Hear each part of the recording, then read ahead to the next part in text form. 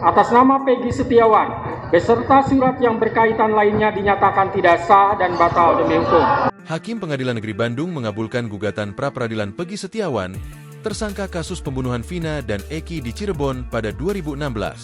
Hakim Tunggal Eman Sulaiman menilai, tidak ditemukan bukti satupun Peggy pernah diperiksa sebagai calon tersangka oleh Polda Jabar. Mengabulkan pra-peradilan pemohon untuk seluruhnya. Menyatakan proses penetapan tersangka terhadap pemohon berdasarkan surat ketetapan atas nama Peggy dinyatakan tidak sah dan batal demi hukum.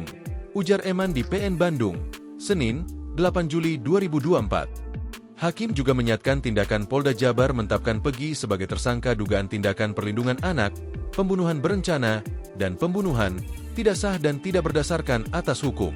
Menetapkan surat ketetapan tersangka batal demi hukum. Menyatakan tidak sah segala keputusan yang dikeluarkan lebih lanjut oleh termohon terhadap penetapan tersangka, ujar Eman. Hakim juga memerintahkan Polda Jabar untuk menghentikan penyidikan terhadap Peggy serta melepaskan Peggy dari tahanan. Download Tribun X sekarang, menghadirkan lokal menjadi Indonesia.